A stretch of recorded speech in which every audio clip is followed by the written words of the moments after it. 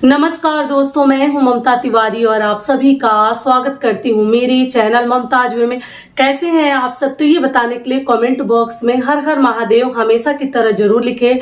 तो चलिए दोस्तों, आज हम इस वीडियो में जानेंगे अमावस्या से जुड़ी हुई बहुत सारी महत्वपूर्ण बातें। अमावस्या का स्नान दान हमें कब करनी है, अमावस्या तिथि कब प्रारंभ हो रही है, कब समाप्त हो रही है, किन किन बातों का उस दिन हमें ध्यान रखनी चाहिए, कौन कौन सी गलतियां हमारे द्वारा नहीं होनी चाहिए, हर चीज मैं आपके साथ शेयर करूंगी। ध्यान से वीडियो को देख लीजिएगा कि आपको सभी बातें समझ में आ जाए। तो चलिए शुरू करते हैं। इससे पहले दोस्तों, अगर आपको मेरा वीडियो पसंद आता है तो प्लीज आप मेरे चैनल को सब्सक्राइब कर दीजिएगा, बेल आइकन को प्रेस कर दीजिएगा, जिससे कि मेरे वीडियो के नए नोटिफिकेशन आप सभी के पास सबसे पहले पहुंचे। तो चलिए शुरू करते हैं और सभी महत्वपूर्ण बातें एक एक करके जान लेते हैं। तो अमावस्या के दिन यही नियम है कि सबसे पहले तो हमें सुबह सवेरे जल्द से जल्द उठ जानी चाहिए, क्योंकि अमावस्या का जो दिन है आपको मालूम ही है पितरों के लिए ही माना गया है। पितरों के निमित्त हम कोई भी कार्य उस दिन कर सकते हैं।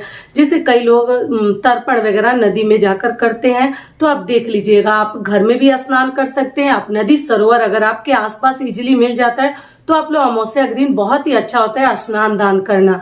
ठीक है, तो आप बाहर भी जा सकते हैं और घर में भी कर सकते हैं। घर में गंगा जल मिश्रित जल से आप स्नान कर सकते हैं। थोड़ा सा काला तिल भी आप लोग डाल सकते हैं और डालकर स्नान कर लीजिए। स्नान करने के बाद जो है सूर्य देव को उस दिन जल आपको जरूर देनी है।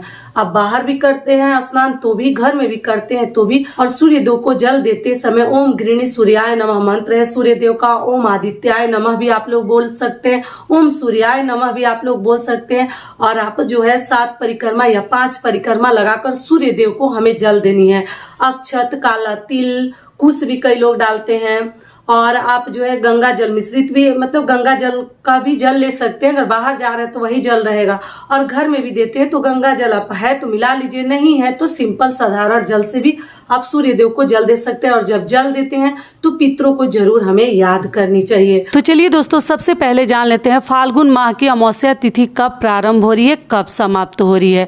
तो आपको बता दूं, इस साल 2024 में फाल्गुन माह की अमावस्या तिथि 9 मार्च को शाम 6:17 पर प्रारंभ होगी।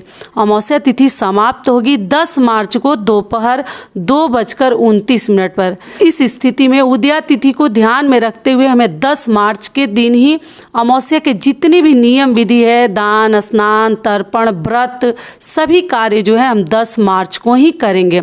10 मार्च को दिन है रविवार।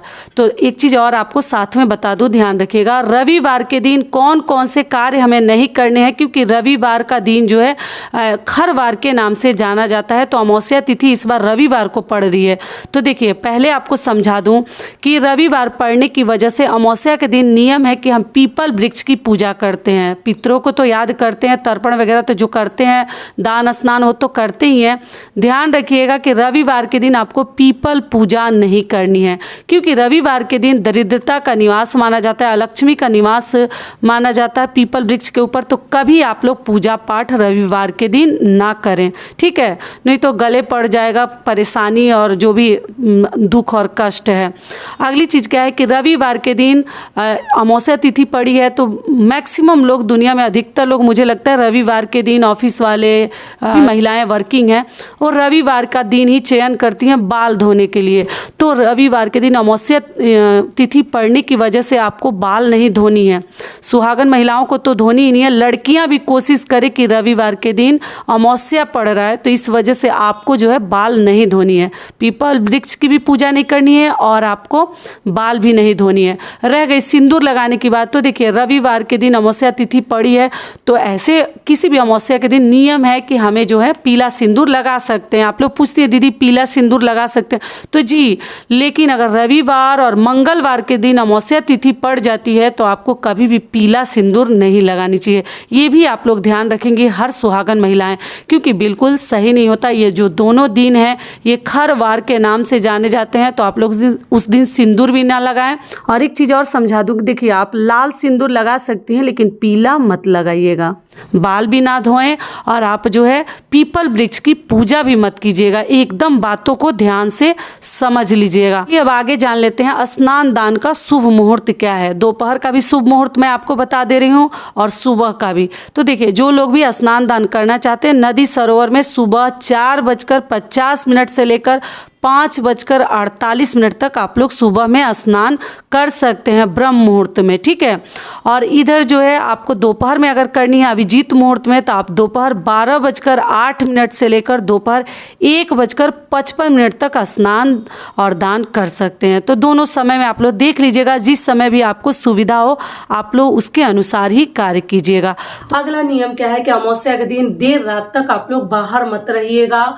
और प्रेग्नेंट महिलाएं, जो गर्भवती महिलाएं हैं, और भी अधिक ध्यान रखेंगी, या पुरुष भी सुनसान एरिया में अमावस्या के दिन रात में पीपल वृक्ष के नीचे या कहीं अंधेरे में हमें नहीं जानी चाहिए। अमावस्या की रात ऐसी काली रात मानी गई है, आप लोग को मालूम ही है, तो आप लोग ध्यान रखिएगा। अगली चीज क्या है कि अमावस्या के दिन आपके द्वारा किसी भी प्रकार का, मतलब किसी का अपमान, भिक्षुक भिखारी का आपको नहीं करनी चाहिए। आपके पास जो भी है, जितना भी है, भगवान का दिया हुआ 2-4 रुपए या अनाज हो या जो भी चाहे आप लोग दान कर सकते हैं, क्योंकि अमावस्या और पूर्णिमा तिथि दान और स्नान के लिए बहुत अधिक महान तिथि मानी गई है। तो आप जो भी चाहे अपने पितरों के निमित्त कर सकते हैं। अगली चीज क्या है कि अगर आपके घर में पितरों की फोटो वगैरह है, आप लोग रखे हैं अपने पूर्वजों के, दक्षिण के दीवार पे हमें रखनी चाहिए। तो अमावस्या के दिन आप जो है एक दीपक प्रज्वलित करके उनके फोटो के पास रख दीजिए, मतलब नीचे या ऊपर कहीं लटकाए हैं तो नीचे ही रख दीजिए। और आप जो है एक हल्के रंग का माला वगैरह भी चढ़ाकर उनको पूजा पाठ कर सकते हैं। और आप लोग धूप बत्ती अगरबत्ती दिखा सकते हैं। तो इस प्रकार से अमावस्या के दिन यही सब कार्य हम करते हैं। और कुछ भी अपने घर में आप लोग पकवान जरूर बना लीजिएगा, मतलब ऑयली चीजें। पकवान का मतलब कुछ भी, आजकल तो लोग बहुत अवॉइड करते हैं, फिर भी आप हलवा हो गया, पूड़ी हो गया, पुआ हो गया, कुछ भी हमें महकानी और गमकानी जरूर है। और जो उसमें से चिड़ियों के लिए, गाय के लिए, पक्षियों के लिए आप कुछ भी उसमें से दे सकते हैं खाने के लिए, जो भी पशु पक्षी आपको मिल जाते हैं, क्योंकि हमारे पितृ जो है किसी भी रूप में हमारा परीक्षा ले सकते हैं। तो आप ध्यान रखिएगा, जो भी मिले उसको जरूर खिला दीजिएगा। इस प्रकार से आप लोग अमावस्या के दिन यही सब कार्य कर सकते हैं। और अगली चीज क्या है, अमावस्या के दिन आप लोग ध्यान रखिएगा, जो आपके द्वारा गलती ना हो, अमावस्या के दिन किसी भी प्रकार के कार्य की शुरुआत ना करें। कुछ अच्छे कार्य की, कुछ यात्रा पर आप जा रहे हैं कोई कार्य करने, तो उस प्रकार के कार्य की शुरुआत आपको अमावस्या के दिन नहीं करनी चाहिए, क्योंकि शुभ नहीं होता है। तो ये सब कार्य आप तो अमावस्या के दिन कोई नया वस्त्र वगैरह आपको नहीं निकालनी चाहिए, इस बात का भी ध्यान रखिएगा, क्योंकि पितरों के लिए ये दिन माना जाता है। और कुछ हमें ऐसा नहीं करनी चाहिए जिससे हमारे ऊपर पितृ दोष लगे। तो आप लोग मांस मदिरा का सेवन मत कीजिएगा, अमावस्या है। तो जो लोग भी खाते हैं इस बात का ध्यान रखिएगा कि उस दिन जरूर बच के रहिए, क्योंकि अपने ऊपर अगर पितृ दोष आप नहीं चाहते हैं तो इन सभी बातों का आपको अच्छे से ध्यान रखनी चाहिए, ठीक है। तो ये वीडियो मेरा यही तक का था। आशा करती हूँ, उम्मीद करती हूँ कि इस वीडियो से आप लोगों को बहुत अधिक लाभ मिलेगा। फिर मिलती हूँ एक नए वीडियो में, तब तक के लिए नमस्कार। स्वस्थ रहिए, सुरक्षित रहिए और जहां कहीं भी रहिए खूब खुश रहिए। धन्यवाद।